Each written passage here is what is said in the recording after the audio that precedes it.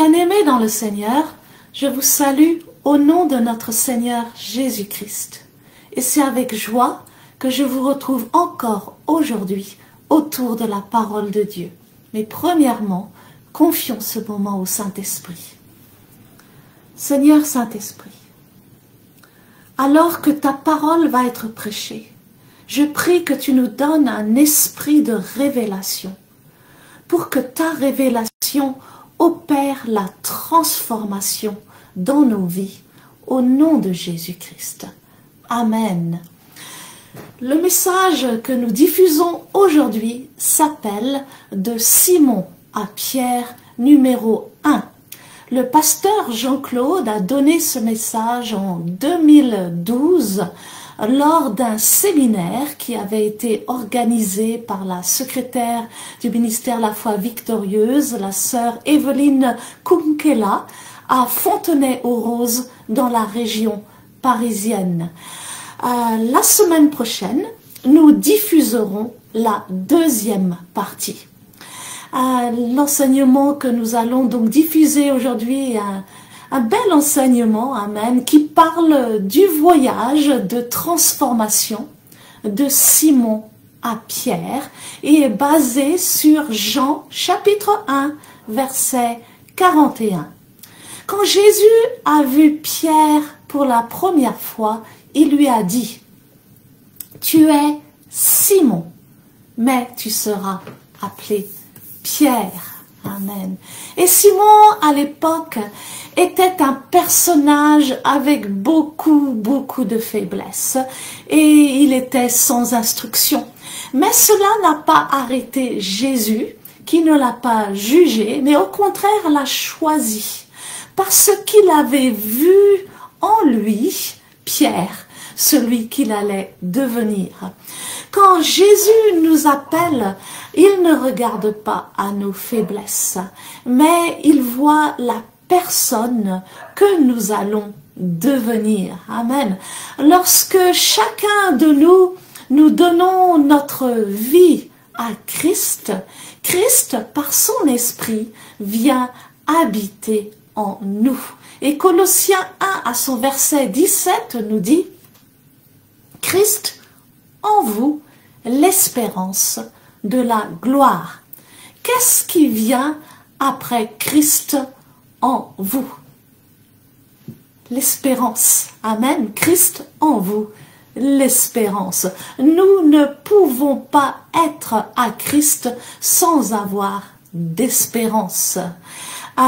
Christ en toi, l'espérance, nous dit le pasteur Jean-Claude. Parce que l'espérance, c'est ce qu'il te faut pour vivre avant de voir la gloire. Amen. Mais avant de voir la gloire, le Seigneur va nous transformer. Simon, c'est la chair et le naturel. Pierre, c'est l'esprit et le surnaturel. Et Simon n'est pas devenu Pierre en un jour.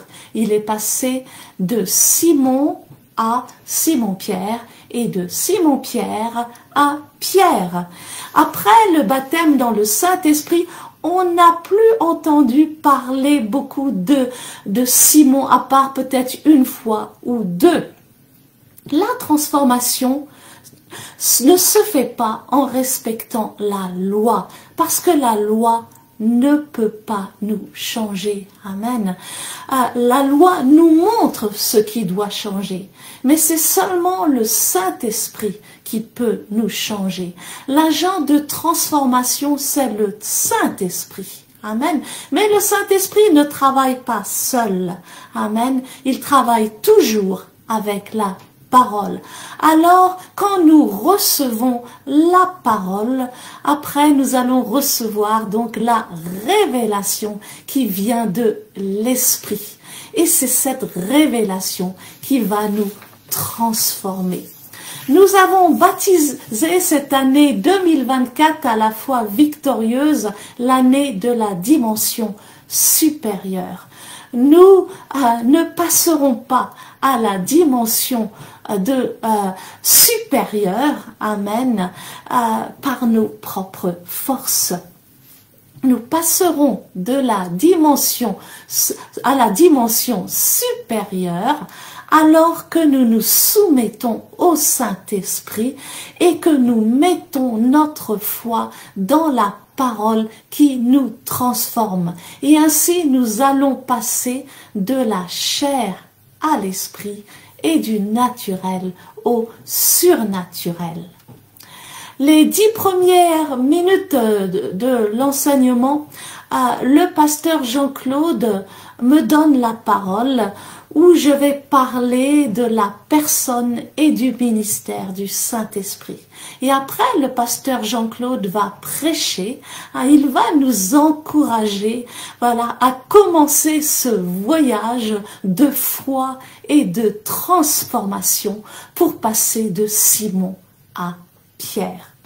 Rapidement, avant d'écouter l'enseignement d'aujourd'hui, je vous rappelle de télécharger l'application des méditations écrites par le pasteur Jean-Claude et par les pasteurs Corinne et Claudie du ministère d'Ézéchiel 37. Vous pouvez télécharger l'application en allant sur Google Play et en tapant « Dans ta présence EZ 37M ». Vous pouvez aussi aller sur notre site www.lafoivictorieuse.com et télécharger le lien de l'application qui se trouve dans la rubrique méditation. Cette année, en juin 2024, nous aurons notre remise de certificat de l'école biblique Tetelestai. Et pour assister à cette cérémonie, vous devez avoir une invitation. Et si vous êtes intéressé, n'hésitez pas à me contacter.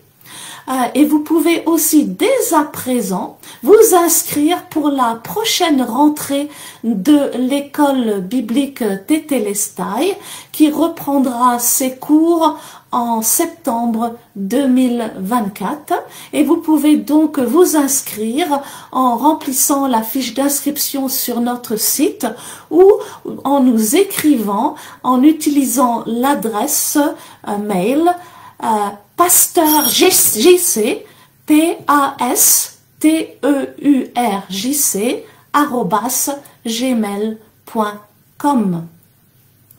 Je termine maintenant par la prière. Seigneur Saint-Esprit, nous te confions encore cette nouvelle année 2024. Nous te confions tout ce qui nous concerne, tous nos plans et tous nos projets. Nous te les remettons entre tes mains. Cette année t'appartient, Seigneur. Toi, sois notre maître et sois notre berger. Cette année, nous ne voulons pas être les mêmes que l'année dernière. Aide-nous à passer à une dimension supérieure. Aide-nous à passer de la chair à l'esprit et du naturel au surnaturel. Que le Seigneur vous bénisse abondamment. Amen.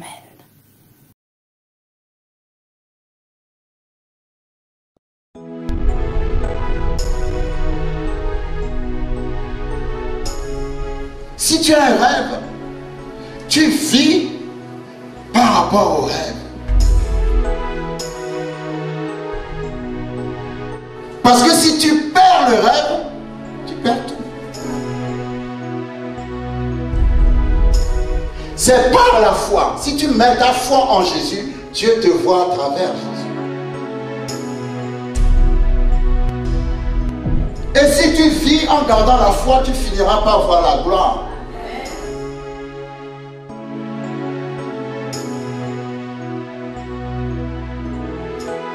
Le thème de ce week-end, c'est de Simon à Pierre.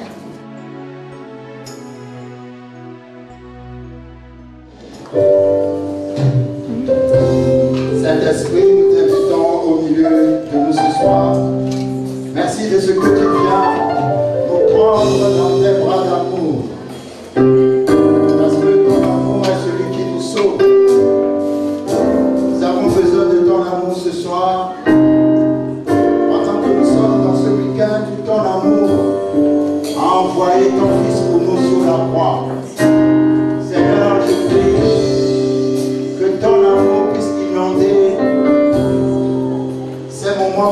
allons passer autour de toi de la parole. Que ton amour touche la vie de quelqu'un. Merci Seigneur de ce que tu viens de révéler dans nos cœurs. Au nom de Jésus-Christ. Amen. Amen. Amen, amen, amen. Amen, amen, amen. Merci, merci, merci. Merci. Alors, soyez tous les bienvenus. C'est un honneur pour moi de vous rencontrer tous. Et vous ne savez pas à quel point je suis reconnaissant de ce que, à chaque fois que nous avons l'occasion de nous retrouver, vous preniez sur votre temps pour faire le déplacement. Pour ça, je vous remercie beaucoup, parce que je sais que certainement vous avez d'autres choses importantes à faire, mais je suis certain que votre déplacement sera récompensé par notre Seigneur. Mais je vous suis vraiment très reconnaissant. Merci beaucoup.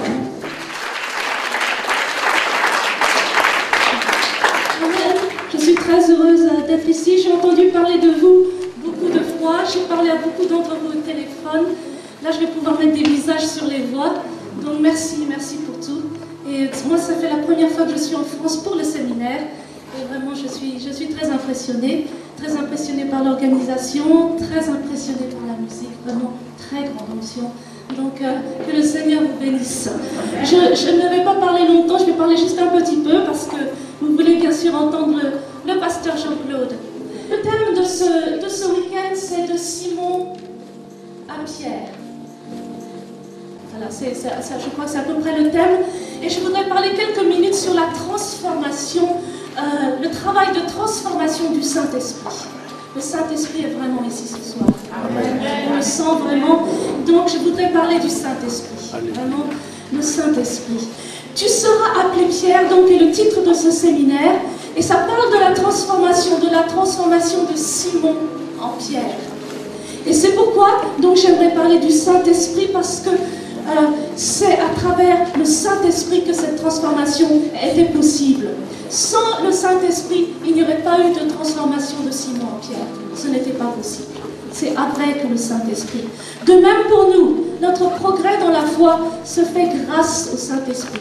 Notre progrès est impossible sans le Saint-Esprit. C'est par la personne du Saint-Esprit. Sans le Saint-Esprit, il n'y a pas de nouvelle naissance. Sans le Saint-Esprit, il n'y a pas de croissance spirituelle. Sans le Saint-Esprit, il n'y a pas de sanctification. Amen. Donc nous voyons le Saint-Esprit partout dans la Bible. Du premier chapitre du premier livre jusqu'au dernier chapitre du dernier livre, nous voyons le Saint-Esprit. Par exemple, si on ouvre la Genèse, dans le premier chapitre à son verset 2, nous voyons la terre était informe et vide, il y avait des ténèbres à la surface de l'abîme, et l'Esprit de Dieu se mouvait au-dessus des eaux. Déjà le Saint-Esprit. Le Saint-Esprit dans l'œuvre créatrice. Sans le Saint-Esprit, il n'y aurait pas eu la création. Le Saint-Esprit a opéré avec la parole pour la création. Amen. Et au dernier chapitre, si nous regardons même le dernier chapitre du dernier livre de la Bible, dans l'Apocalypse, au chapitre 22 et au verset 17, l'Esprit et l'épouse disent bien. Amen. L'Esprit et l'épouse. L'épouse, c'est nous. L'épouse, c'est l'Église. Donc le Saint-Esprit est ici pour nous aider à faire la volonté de Dieu. Amen. Donc le Saint-Esprit est ici du début jusqu'à la fin. On ne va pas passer beaucoup de temps à présenter le Saint-Esprit, parce que d'abord, la plupart d'entre nous le connaissaient déjà, mais je veux seulement dire que la personne du Saint-Esprit, c'est une personne, et il est Dieu. Et il est Dieu. Amen. Au même titre que le Père, et au même titre que le Fils, le Saint-Esprit est Dieu. Il est la troisième personne de la Trinité. La deuxième personne est le Fils, la première est le Père. Amen. Et le Fils, qui est la deuxième personne, il est soumis à la première personne qui est le Père. Et la troisième personne qui est le Saint-Esprit est soumis à la deuxième personne qui est le Fils. Le Fils glorifie le Père et le Saint-Esprit glorifie le Fils, la parole. Amen. Ils travaillent toujours ensemble, ils travaillent en harmonie. Amen. Ils sont inséparables, on les trouve toujours ensemble. En hébreu, le nom du Saint-Esprit, c'est Ruach. Ruach qui veut dire souffle. En grec, c'est pneuma. Pneuma qui veut dire souffle et vent aussi. Amen. Il est aussi appelé le Paraklétos. Le Paraklétos, le consolateur, l'avocat. Il est notre aide personnelle. Sans le Saint-Esprit, nous ne serons rien du tout. Sans le Saint-Esprit, même, nous ne serions même pas sur cette terre. Okay? Si nous regardons dans Genèse 2,7, il est dit, dans Genèse 2,7 à son chapitre 2, verset 7, il est dit, l'Éternel Dieu forma l'homme de la poussière de la terre, il souffla dans ses narines un souffle de vie et l'homme devint une âme vivante. Le Saint-Esprit a soufflé en nous et c'est comme ça que nous sommes vivants. Amen. Malheureusement, nous avons péché après et nous avons perdu notre communication avec Dieu, mais le Saint-Esprit maintenant participe à l'œuvre du salut. À l'œuvre du salut avec la parole. Donc après nous avoir attirés vers Jésus, le Saint-Esprit, et après nous avoir nous fait nous repentir, le Saint-Esprit a soufflé sur nous. Amen. Amen. C'est comme ça, c'est quand on accepte Jésus-Christ comme notre Seigneur et Sauveur, le Saint-Esprit souffle sur nous et nous avons la nouvelle naissance. Amen. Il a soufflé une deuxième fois sur nous. Amen. Pour nous donner une seconde, pour nous rendre comme une seconde création, cette nouvelle création. Amen. Il a régénéré notre esprit qui était mort et qui était séparé de Dieu et il nous a fait naître de nouveau. Amen. Maintenant, le Saint-Esprit demeure dans notre esprit et chaque jour, son travail est de nous transformer, notre âme grâce à la parole. Le Saint-Esprit ne nous force pas. Amen. C'est avec notre accord qu'il nous transforme. C'est pourquoi, après leur conversion, nous remarquons que tous les chrétiens ne montrent pas le même degré de transformation. Amen. Parce que c'est avec notre accord. Nous avons le choix, soit de coopérer avec le Saint-Esprit, il nous transforme petit à petit alors, amen, ou alors nous pouvons résister au changement, amen, car la loi du péché est encore présente dans notre corps mortel, amen. Mais si nous nous abandonnons au Saint-Esprit, comme nous avons chanté, si nous nous abandonnons au Saint-Esprit, la loi de l'Esprit de vie nous transforme de gloire en gloire. Amen. Amen. Le Saint-Esprit aussi nous donne les fruits de l'Esprit. Il y a 9 fruits de l'Esprit. Regardons juste rapidement dans Galates 5, 22. Il y a 9 fruits de l'Esprit. Et ces fruits sont l'amour, la joie, la paix, la patience, la bonté, la bienveillance, la foi, la douceur et la maîtrise de soi. Amen. Le Saint-Esprit fait en nous un travail parfait. Et en plus, en plus de ce travail de sanctification de notre âme, le Saint-Esprit aussi vient nous équiper pour son service. Amen. Et c'est une expérience séparée de la nouvelle naissance. Ça s'appelle le baptême dans le Saint-Esprit. Amen. Et à la nouvelle naissance, l'Esprit vient habiter en nous. Et pour le baptême du Saint-Esprit, l'Esprit vient sur nous. Amen. C'est un baptême de puissance qui est décrit dans Jean chapitre 7 à son verset 38 que le pasteur s'est référé à ce passage qui dit des fleuves d'eau vive couleront dans notre sein et nous remplirons. Amen. Des fleuves d'eau vive coulent dans notre sein quand nous sommes baptisés dans le Saint-Esprit. Et nous sommes remplis par la puissance du Saint-Esprit et alors nous pouvons être ses témoins. Amen. Et le Saint-Esprit, en plus, nous donne des dons qui sont différents des fruits. Ça, c'est pour le service. Les dons, ce n'est pas pour nous. Les dons, c'est pour les autres. Amen. Et il y a 9 dons aussi. Comme il y a 9 fruits, il y a 9 dons. Et ceux-ci sont décrits dans 1 Corinthiens 12 à son verset 8. Dans 1 Corinthiens 12 à son verset 8 sont décrits les dons du Saint-Esprit. Il y a la parole de sagesse. Il y a la parole de connaissance. Il y a le don de la foi, le don de guérison, le don des miracles, la prophétie, le discernement des esprits, la diversité des langues, l'interprétation des langues. Amen. Et chacun d'entre nous, je crois, a reçu au moins un de ces dons. Peut-être nous ne le savons pas, mais ils seront révélés. Amen. Quand nous sommes baptisés dans le Saint-Esprit, nous recevons au moins un de ces dons. Amen. Donc, c'est le Saint-Esprit qui a transformé Simon en Pierre. Amen. C'est lui qui a attiré Simon vers Jésus. Et Simon a commencé à changer en entendant la parole qui sortait de la bouche de Jésus. Parce que les paroles qui sortent de la bouche de Jésus sont esprit et vie. Amen. Ce sont des paroles de vie. Et Simon, petit à petit, a été transformé. Petit à petit. Le Saint-Esprit a convaincu Simon. Mais Simon et les disciples ne sont nés de nouveau que après la résurrection. Amen. Ils ne pouvaient pas naître de nouveau avant la résurrection, parce que c'est après la résurrection que l'Esprit a été donné. Amen. Et c'est dans Jean 20, 22 qu'ils sont nés de nouveau, lorsque Jésus a soufflé sur eux. Et Jésus leur a dit, recevez le Saint-Esprit en soufflant sur eux. C'est là qu'ils sont nés de nouveau. Et donc, Simon-Pierre est né de nouveau à ce moment. Mais il n'est pas devenu parfait à ce moment. Il y avait encore beaucoup de choses à faire dans la vie de Jésus. Et nous voyons dans le chapitre 21, et probablement le pasteur va passer du temps à bien nous décrire en détail tous ces chapitres. Dans le chapitre 21, nous voyons que Jésus commence un processus de restauration dans Pierre, dans Simon-Pierre. Parce que Pierre a renié Jésus. Pierre a fait beaucoup de choses et Pierre a besoin d'être restauré. Et c'est ce que le Saint-Esprit fait en nous. Après notre nouvelle naissance, il commence à nous restaurer petit à petit. Et après, on le voit dans le livre des apôtres, au chapitre 2, et nous ne le reconnaissons plus. Nous ne reconnaissons plus Pierre. Pierre est complètement transformé. Il a été baptisé dans le Saint-Esprit. Et il est complètement transformé. Il est rempli de l'Esprit et il prêche avec puissance un sermon, son premier sermon, et 3000 âmes sont converties. 3000 âmes. Amen. Donc, voilà un processus, Simon transformé en Pierre, et c'est grâce au Saint-Esprit. Amen. Et de la même manière, c'est grâce au Saint-Esprit que chacun d'entre nous, nous avons été transformés et nous continuons d'être transformés. Amen. Et je crois que ce week-end, c'est un rendez-vous pour nous, pour être transformés. Pour être transformés par le Saint-Esprit. Amen. Il est là pour nous transformer. C'est à nous de nous ouvrir à lui, parce qu'il veut nous transformer. Il a un rendez-vous avec nous. Et nous allons prier pour que le Saint-Esprit utilise chaque parole, parce qu'ils travaillent ensemble. Le Saint-Esprit et la parole travaillent ensemble, pour que le Saint-Esprit utilise chaque parole que le pasteur Jean-Claude va prononcer, pour nous transformer. Amen.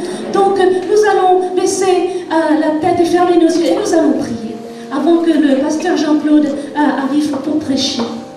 Seigneur Saint-Esprit, nous t'invitons maintenant, nous t'accueillons, nous t'ouvrons tout grand notre cœur. Utilise chaque parole du pasteur Jean-Claude pour nous convaincre, nous corriger et nous transformer au nom de Jésus. Amen. Alléluia. Amen. Jean chapitre 1, verset 40. Jean chapitre 1, verset 40.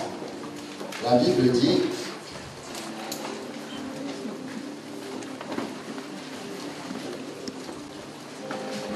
André, frère de Simon-Pierre, était l'un des deux qui avait entendu les paroles de Jean et qui avait suivi Jésus. Ce fut lui qui rencontra le premier son frère Simon, et il lui dit: Nous avons trouvé le Messie, ce qui signifie Christ. Et il le conduisit vers Jésus. Nous avons trouvé le Messie, ce qui signifie Christ, et il le conduisit vers Jésus. Logiquement, ça devrait être: nous avons trouvé le Messie, ce qui signifie Christ, et il le conduisit vers Christ. Est-ce que vous me suivez? Mais la Bible dit: nous avons trouvé le Messie, ce qui signifie Christ, et il le conduisit vers Jésus. Parce que Jésus, c'est son humanité, et Christ, c'est sa divinité. Quand tu vois Jésus, il faut voir Christ dans Jésus. Nous avons trouvé Christ, et il le conduisit vers Jésus. C'est Certains ont compris, certains n'ont pas compris. Voilà ce que je veux dire. Christ est dans Jésus. Alléluia. Mais pour voir Christ dans Jésus, si tu arrives à voir Christ dans Jésus, alors le processus de la transformation a commencé. Et nous allons voir ça surtout demain. Nous allons voir que le processus de transformation va commencer dans la vie de Simon, lorsque Simon verra Christ dans Jésus. C'est une chose de voir Jésus, c'est autre chose de voir Christ dans Jésus. Alléluia. Amen. La Bible dit, André, frère de Simon, a rencontré son frère Simon et il lui a dit, nous avons trouvé le Messie. Ça c'est une parole très osée. Nous avons trouvé le Messie. Vous savez depuis combien de temps que l'humanité attend le Messie? Depuis Adam. Alléluia. 2000 ans d'Adam à Abraham. 2000 ans d'Abraham à Jésus. 2000 ans de Jésus à nous. Mais là, ça faisait à peu près 4000 ans que le Messie était attendu. Et puis un simple jour, comme celui d'aujourd'hui, quelqu'un vient vous dire, nous avons trouvé le Messie. Donc ce que nous cherchons depuis des milliers d'années, comme dit un de mes amis, c'est ça que tu dis simplement comme ça? Alléluia. Mais il y a une profondeur dans cette parole. Nous avons trouvé le Messie. Nous avons trouvé celui que trouver veut dire chercher d'abord. Parce que pour trouver, il faut d'abord chercher. Nous avons trouvé celui que nous cherchons, que nos pères ont cherché, nos aïeux ont cherché, et n'ont pas trouvé. Eh bien moi je viens de le trouver. Nous avons trouvé le Messie. Nous avons trouvé enfin celui qui va nous délivrer. Nous avons trouvé le Messie. Nous avons trouvé la solution à tous nos problèmes. Nous avons trouvé le Messie. Nous avons trouvé la porte par laquelle maintenant tout va redevenir normal. Alléluia. C'est une parole très forte. Surtout que la personne qu'on a trouvée est attendue depuis des milliers d'années. Quel sentiment est-ce que ça va vous faire si ce que vos pères n'ont pas trouvé, ce que vos aïeux n'ont pas trouvé, un jour quelqu'un vient vous dire qu'il l'a trouvé? Alléluia. Ça s'appelle la grâce tout simplement. Parce que la grâce, c'est d'abord une opportunité. Alléluia. Nous avons trouvé le Messie. Mais qu'est-ce qui leur prouve que c'était vraiment le Messie? Alléluia. Parce que d'autres ont vu le même Messie et n'ont pas vu, ils ont vu le même Jésus et n'ont pas vu Christ dans Jésus. Et j'aime bien la conversation entre Jésus et la Samaritaine. Quand Jésus lui dit, l'heure vient, elle est déjà venue. Les vrais adorateurs que le Père cherche sont ceux qui vont l'adorer en esprit et en vérité. La Samaritaine lui a dit, quand le Messie viendra, il nous dira tout ça. Et Jésus lui a dit, j'aime trop ça. Celui que tu attends est juste en face de toi. Dis à ton voisin, celui que tu attends.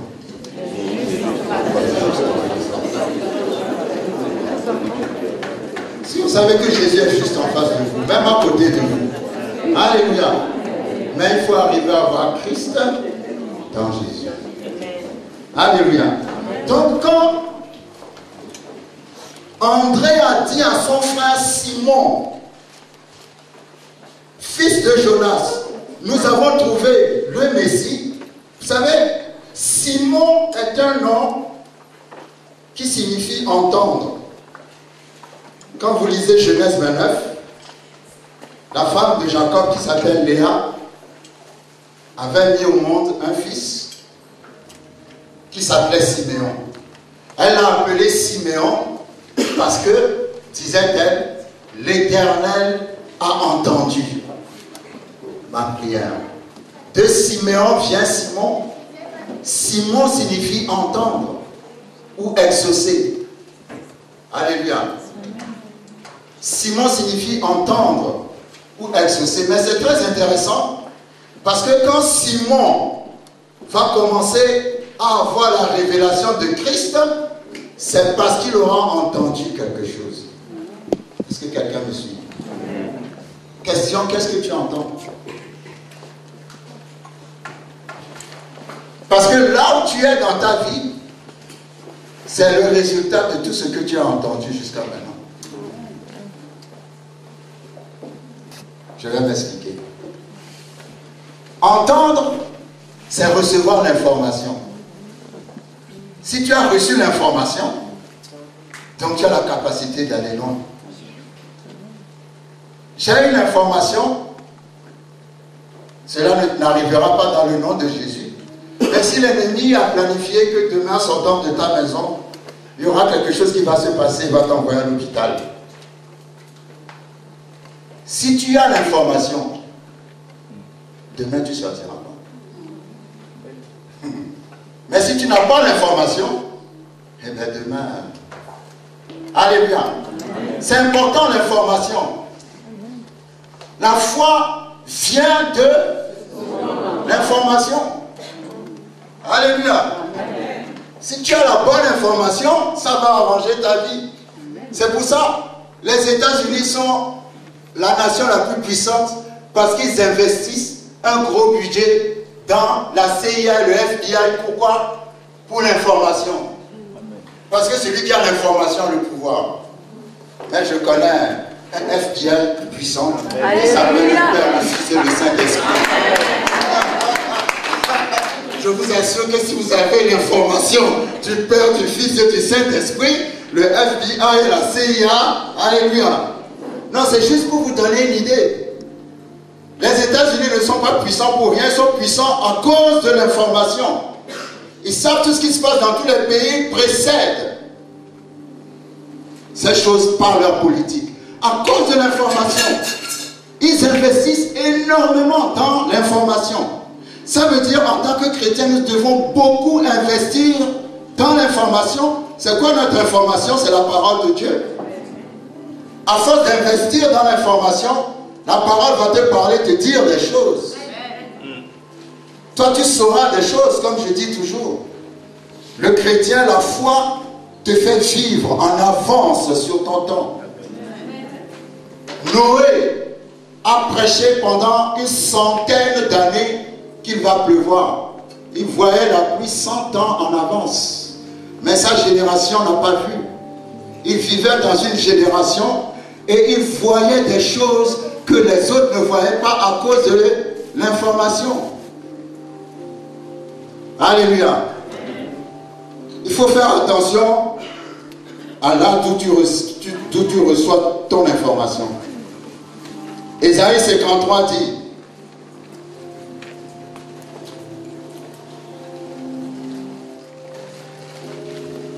qui a cru à l'information?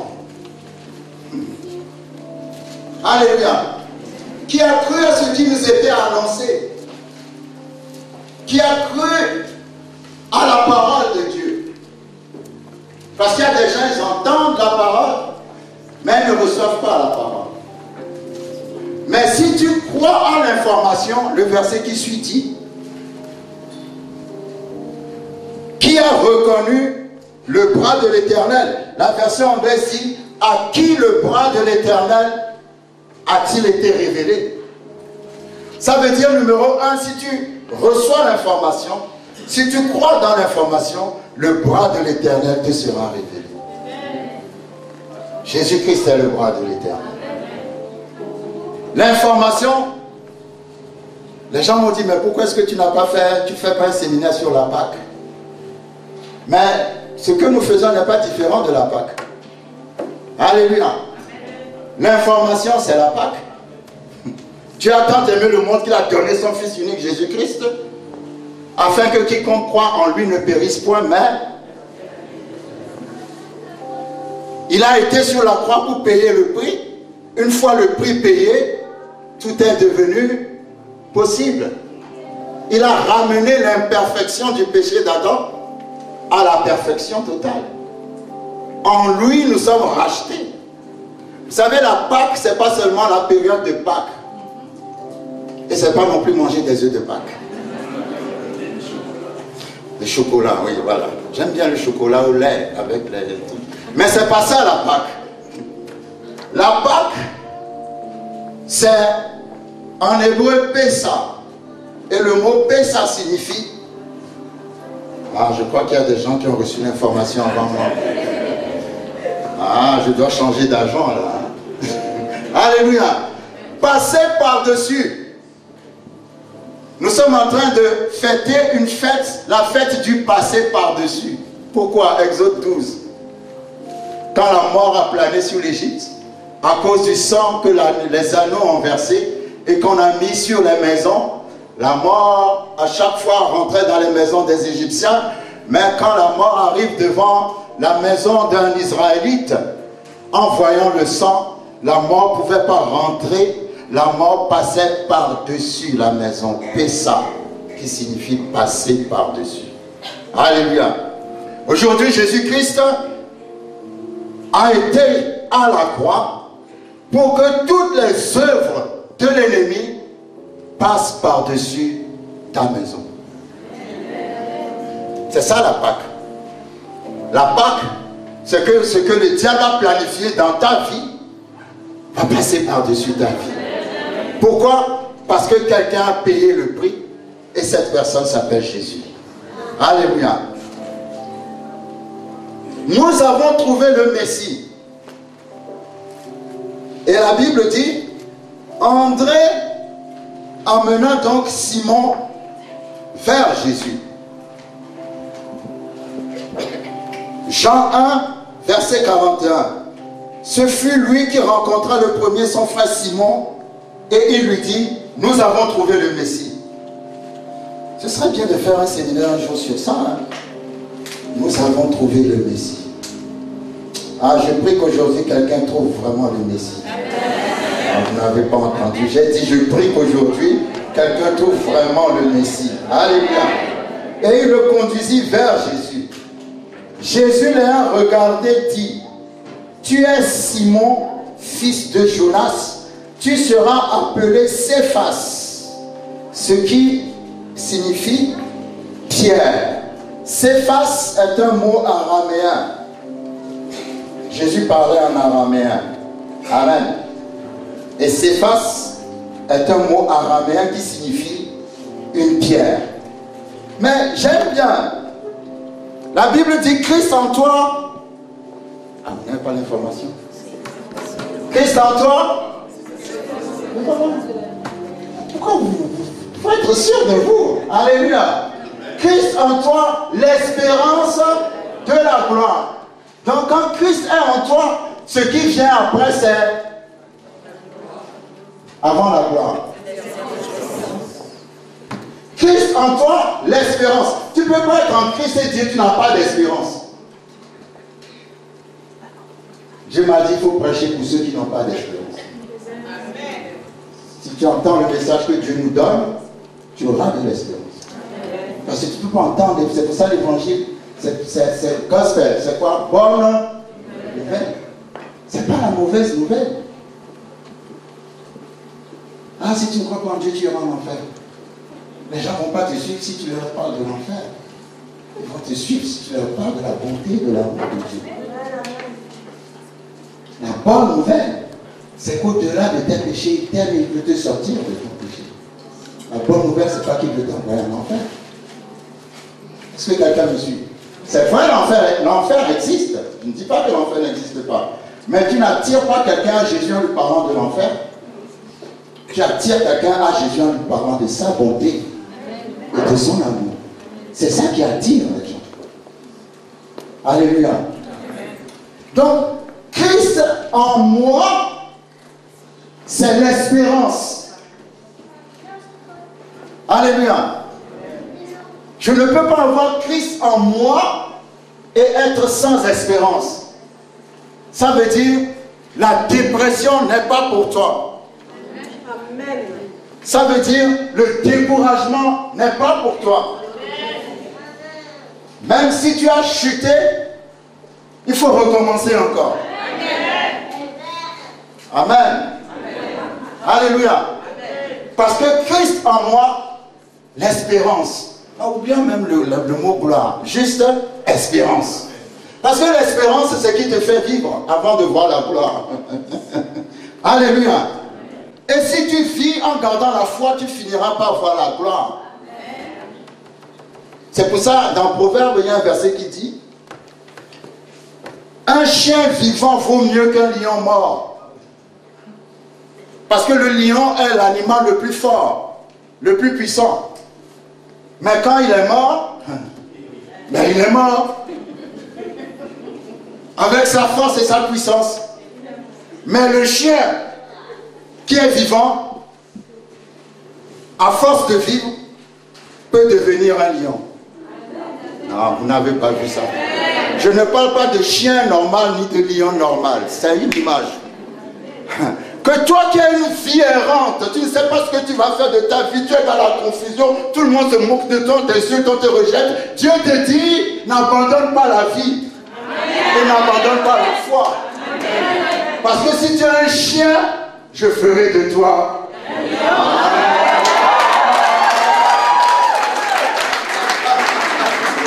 Ah, je ferai de toi. Le secret, le centre de la vie, c'est pour ça que je dis toujours, le centre de la vie, c'est le rêve. Celui qui ne rêve plus a arrêté de vivre. C'est pourquoi il ne faut jamais abandonner ton rêve. Le peuple sans vision ou sans rêve, c'est quoi le verset dit? Sans frein. Sans frein veut dire quoi? Qu'il erre. C'est pas où il va. Il faut avoir un rêve. Si tu as un rêve, tu vis par rapport au rêve. Et Dieu est un accomplisseur de rêves. Tu peux prendre tout ce que tu veux dans la vie du pasteur Jean-Claude. Tu ne m'empêcheras jamais de rêver. Alléluia. Parce que si tu perds le rêve, tu perds tout. La vision, c'est le rêve. C'est Dieu qui donne le rêve. Le rêve vient de Dieu. Accroche-toi à ton rêve parce que aussi longtemps que tu t'accroches. Pourquoi je dis ces choses? Parce que Simon, c'est quelqu'un sur qui on ne pouvait pas compter. Simon, c'est quelqu'un qui était confus. Simon, c'est quelqu'un qui a pratiquement, si je peux dire, tout raté dans sa vie. Simon, la seule chose qu'il sait faire, c'est pêcher des poissons. Je ne dis pas que être pêcheur ne signifie pas que tu es en dessous, non. Nous respectons les pêcheurs. Alléluia. Mais je veux juste dire que si tu enlèves Simon de la mer, Simon est confus. Il n'a plus de rêve. Parce que lui, son rêve, c'est seulement les poissons. Il y a même des moments où il peut aller pêcher pendant toute une nuit et ne pas attraper un seul poisson. Ça veut dire que sa vie, même avec les poissons, n'était pas une vie victorieuse. Pierre devrait être quelqu'un qui n'avait plus de sens dans sa vie, en fait. Et je crois quand André lui a dit, nous avons trouvé le Messie, André se disait dans son cœur, maintenant ta vie aura un sens. Et quand Jésus l'a regardé, Jésus lui a dit, tu es Simon. Simon parle du caractère. Le nom Simon signifie entendre. Mais là, Simon parle du caractère de Simon. Un homme instable. Un homme sur qui on ne peut pas compter. Celui qui a dit de Jésus, je ne le connais pas, je ne l'ai jamais vu. Et le coq a chanté 3 fois. C'était Simon. C'est comme ça il est Simon. Si tu comptes sur Simon, au dernier moment, tu ne verras pas Simon. Parce que Simon était un poltron. Il avait peur tout le temps. C'était quelqu'un qui était direct, quelqu'un qui était, comment dire, bruyant, quelqu'un qui pouvait mettre le pied dans le plat, comme on dit, mais quelqu'un qui était sincère. Il y a des gens qui sont gauches, mais qui sont sincères. Alléluia. Et Simon était comme ça. Quand la Bible a parlé de Simon, dans Acte 4, la Bible parlait de Simon et de Jean. Et la Bible a dit dans Acte chapitre 4, à son verset 13, Simon et Jean faisaient tellement de miracles. La Bible dit, lorsque les gens, Acte 4, 13, lorsqu'ils virent l'assurance de Pierre et de Jean, ils furent étonnés, sachant que c'étaient des hommes du peuple sans instruction. Et ils les reconnurent pour avoir été avec Jésus. Alléluia. Simon était quelqu'un qui n'avait pas d'instruction. Il n'était pas diplômé des sciences politiques de l'École nationale d'administration. Alléluia. Il n'était pas il n'était pas polytechnicien, Simon. Il n'a jamais été à l'école, Simon. C'est pour ça que la Bible dit qu'il est un homme sans instruction. Et ça me fait plaisir. Parce que moi non plus, je n'ai pas fait beaucoup d'études. De voir que Dieu aime les gens qui n'ont pas fait beaucoup d'études. Ah!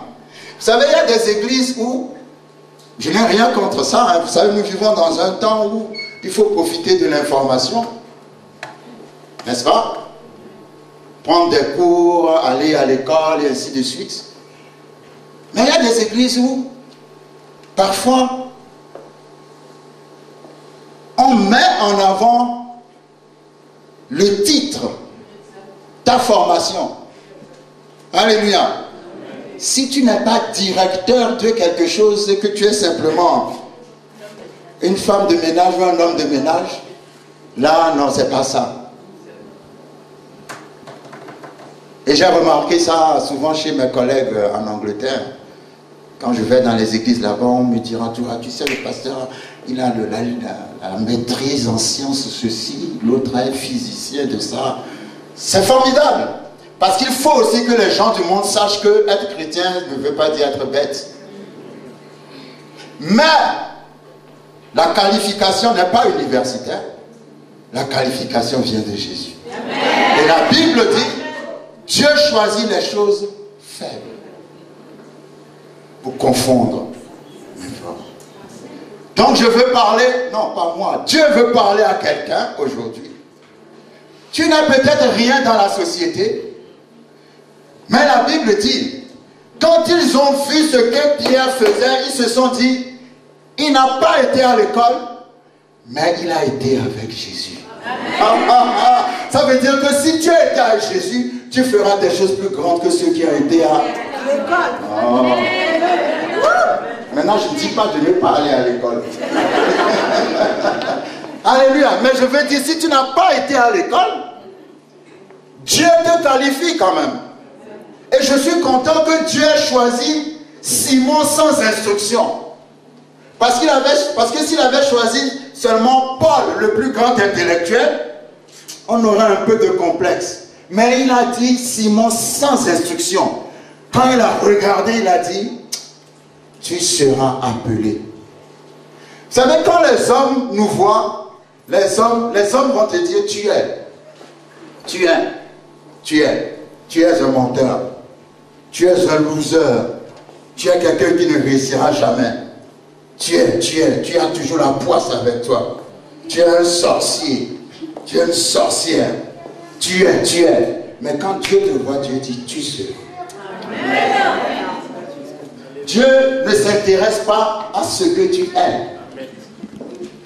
Il ne voit pas. Tes faiblesses n'intéressent pas Dieu. C'est ce que tu peux être. Le pouvoir de devenir. déjà ce que tu es. Mais il n'est pas intéressé en ce que tu es. Il est intéressé en ce que tu peux être. C'est ça la puissance. La puissance, c'est le pouvoir de devenir. La capacité de devenir. Il y a des gens qui sont assis ici, si Dieu vous disait les plans qu'il a pour votre fille, vous allez dire non, ce n'est pas de moi qu'il parle. Parce que le monde vous a programmé à vous regarder d'une autre manière. Mais Dieu ne voit pas ce que tu es. Il voit ce que tu peux être. Donc il n'a pas jugé Simon. Il aurait pu juger Simon. Il aurait pu dire à Simon, tiens, toi tu es quelqu'un qui renie les gens tout le temps. Tu as trahi celui-ci, tu as trahi celle-là, tu as trahi celui-là. Je ne veux pas que tu viennes me trahir aussi. Rentre chez toi. Il n'a pas vu ses faiblesses. Jésus ne voit pas. Je veux dire, c'est pas qu'il ne voit pas tes faiblesses, mais Jésus a foi en toi. Amen, amen. Vous savez que Dieu a foi en nous. Parce que la Bible dit, il nous a aimés le premier. Tu ne peux pas plaire à Dieu parce que sur la base d'une performance que tu as faite. C'est pour ça la grâce dit, la Bible dit, c'est par grâce que nous sommes sauvés par le moyen de la foi, afin que personne ne se glorifie. Sinon tu vas dire, ah, en tout cas moi j'ai la grâce, hein, c'est parce que j'ai fait ça. Non, non, tu n'as rien à faire. C'est lui qui t'a aimé le premier. Alléluia. Et nous allons voir. Vous savez, des fois quand on comprend l'évangile, on se rend compte qu'on n'a pas encore entendu l'évangile. Parce qu'on a ordonné l'évangile d'une manière humaine parfois. Quand la Bible dit que Jésus... Vous savez, quand Jésus était venu sur terre, il n'a fréquenté que les gens que la société a rejetés. Est-ce que vous savez ça? Si Jésus vient maintenant, il ne viendra pas dans les églises, hein, il dirait chez les gens que la société a rejetés. Parce qu'il est venu pour donner l'espérance aux sans-espérance. Alléluia. La grâce est gratuite. Tu ne peux pas mériter la grâce. Quand il a dit à Simon, tu seras appelé Pierre, entre Simon et Pierre, il y a tout un voyage. D'abord, il s'appelait Simon. Ensuite, on l'a appelé Simon-Pierre. Et après, on l'a appelé Pierre. Il n'est pas passé de Simon à Pierre, il est passé de Simon à Simon-Pierre avant d'arriver à Pierre. Dans les évangiles, vous le verrez Simon, vous le verrez encore Simon-Pierre. Mais après la Pentecôte, vous le verrez plus Pierre. Le Simon a disparu. Pourquoi? Parce que Simon, c'est la chair. Simon, c'est le naturel. Et Pierre, c'est l'esprit, c'est le surnaturel. Entre la chair, le naturel et le surnaturel, il y a un voyage de la foi. Et nous allons voir le voyage de la foi de Simon. Ah, dis à ton voisin, prends ton ticket, il ne faut pas rater ce voyage. Amen, amen. Parce que le voyage de la foi de Simon est très encourageant. Et par là, nous voyons à quel point Dieu est un Dieu de grâce. Alléluia. Est-ce que tu peux croire que tu ne peux pas plaire à Dieu parce que tu es performant? D'abord, vous savez, c'est une erreur d'enseigner aux gens de vivre selon les 10 commandements. Vous savez pourquoi? Parce que personne ne peut respecter les 10 commandements. Si vous ne me croyez pas, prenez les 10 commandements et réfléchissez sur chaque commandement. Vous allez voir que c'est impossible. Alléluia. Les 10 commandements montrent à quel point Dieu est saint. C'est pour montrer la perfection de Dieu. Et c'est pour te montrer à toi ton imperfection, pour que tu ailles à la repentance et que tu y arrives par la grâce. Tu ne peux pas être qualifié en respectant les commandements. Il y a 613 commandements dans la Bible. Déjà même les 10, tu ne peux pas. Et les 601 qui restent. Déjà les 10, tu ne peux pas. C'est impossible. C'est par la foi. Si tu mets ta foi en Jésus, Dieu te voit à travers Jésus. Amen. quand vous voyez l'arche de l'alliance qu'on mettait dans le tabernacle, peut-être que ce serait bien un jour quand on aura le temps de faire un enseignement sur le tabernacle. Parce que j'ai toujours remarqué que si on comprend bien le tabernacle, la constitution du tabernacle de Moïse, on comprendra plus facilement le Nouveau Testament.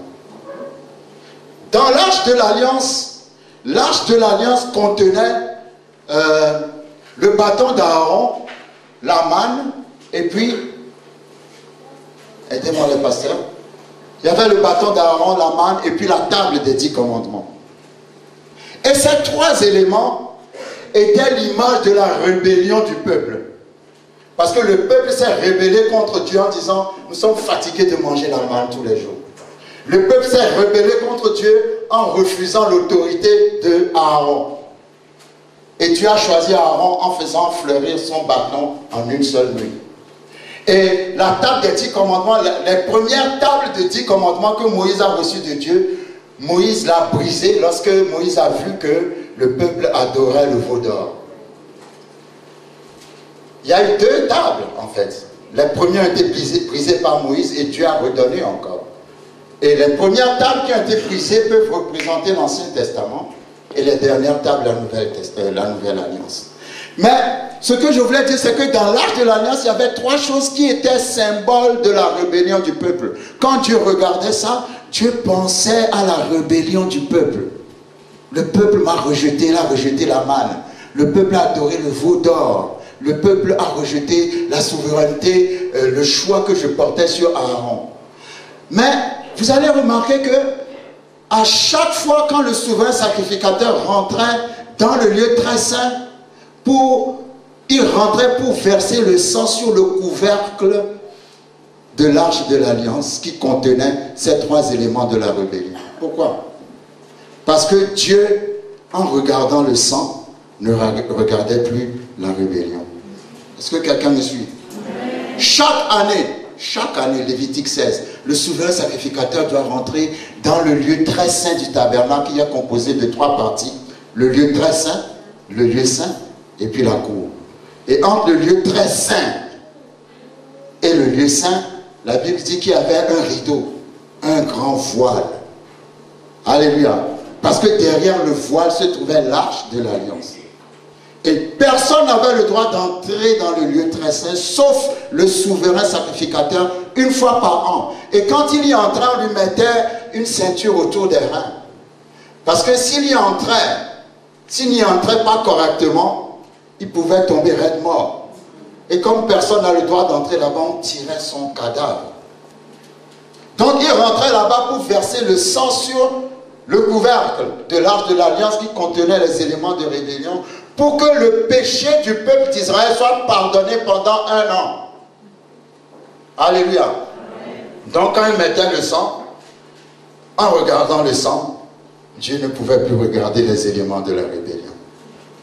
Mais maintenant, Jésus a été sur la croix. Quand il a versé son sang, si tu l'as reçu, en te regardant, Dieu ne regarde plus les éléments de la rébellion. Il te regarde en Jésus. Amen. Alléluia. Amen. Mais cette fois-ci, il ne le fait plus chaque année, parce que Jésus est mort une seule fois, et il est mort une bonne fois pour toutes. Alléluia. Amen. Toutes ces choses-là, c'est pour nous donner l'assurance. Donc, Simon était sans espérance. Mais quand Jésus l'a vu, il lui a dit, tu auras un avenir. Dis à ton voisin, tu auras un avenir. Peu importe ce que les gens disent, tu auras un avenir. Alléluia. Et la Bible dit, à partir de ce moment, nous allons observer la marche de Simon avec Jésus. Vous savez, Jésus était entouré de 12 disciples, 12 apôtres. Mais parmi les 12 apôtres se trouvait aussi un trio. C'est juste pour décrire le leadership. Le leader est avec tout le monde, mais le leader a aussi une ceinture rapprochée. Alléluia.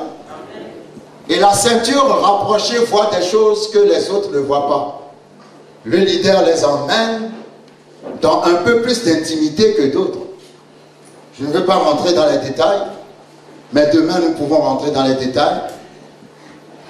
Simon avait un caractère que j'aime beaucoup. C'était quelqu'un qui posait tout le temps des questions à Jésus.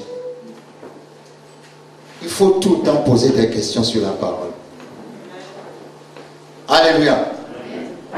De tous les apôtres qui étaient autour de Jésus, celui qui le plus était curieux et cherchait toujours à faire ce que Jésus faisait, c'était Simon. Simon défiait la parole à chaque fois. Quand Jésus a marché sur les eaux, il a dit, si c'est toi, moi aussi.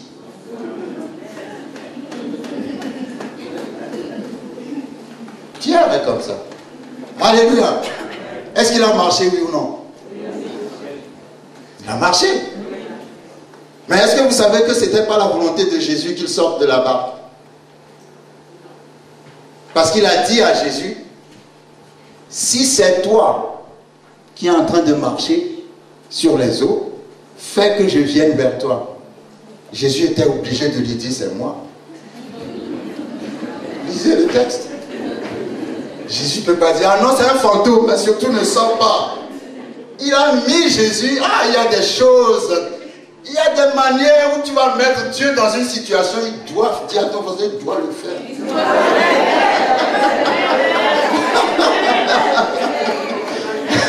Il doit le faire. Pierre a dit, si c'est toi qui marches sur les eaux, fais que moi aussi j'aille vers toi. Jésus n'a jamais voulu qu'il sorte de la barque. Mais comme la manière dont il a posé la question, Jésus a dit, ok, c'est moi, viens. Le seul mot viens est devenu une terre sous les pieds de Pierre. Quand Pierre est sorti de la barque, il a commencé à marcher sur les eaux. Mais la Bible dit, ayant détourné les regards de Jésus, il a commencé à s'enfoncer et Jésus l'a rattrapé. Et j'aime ça.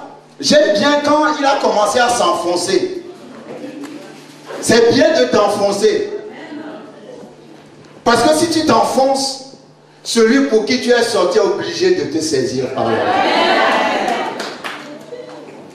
Si tu restes dans la barque, Pierre aurait pu rester dans la barque, mais il n'aurait jamais goûté le plaisir de marcher. J'ai mis de l'eau dans une bassine, j'ai essayé de marcher, mais ça ne marchait pas. Alléluia. Pierre avait goûté le surnaturel. Vous savez, Simon, dans sa transformation, dans son voyage, pendant tout l'évangile, les 4 évangiles, c'est Simon-Pierre. C'est jamais Pierre. Après les actes, après Jean, à partir des actes, c'est là où vous le verrez comme Pierre. Parfois, c'est rare, on l'appelle encore Simon, mais le plus souvent, c'est Pierre. Et nous allons voir demain pourquoi cette transformation était radicale, mais il a expérimenté. Il y a des fois, tu ne veux pas expérimenter la parole. Il faut expérimenter la parole, parce que si tu expérimentes la parole, c'est ça qui va te donner la foi. Pierre expérimentait la parole. De tous les apôtres, les autres avaient peur, mais lui, il a marché sur les eaux. Parce qu'il avait cette mentalité de toujours défier Jésus. Si c'est toi, moi aussi je vais le faire.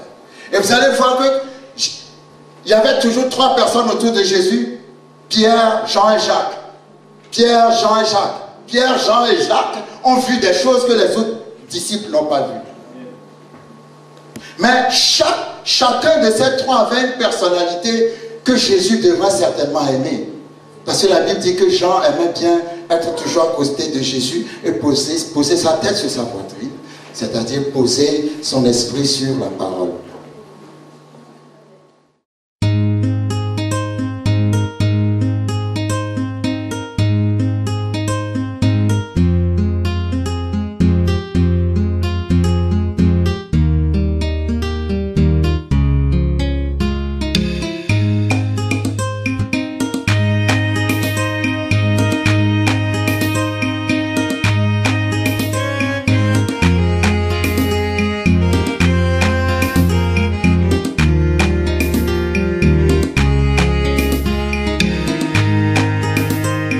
Sois heureux, toi qui as cru sans voir, qui espère contre toute espérance. Sois heureux, toi qui es plein d'espoir, Jésus-Christ se manifestera.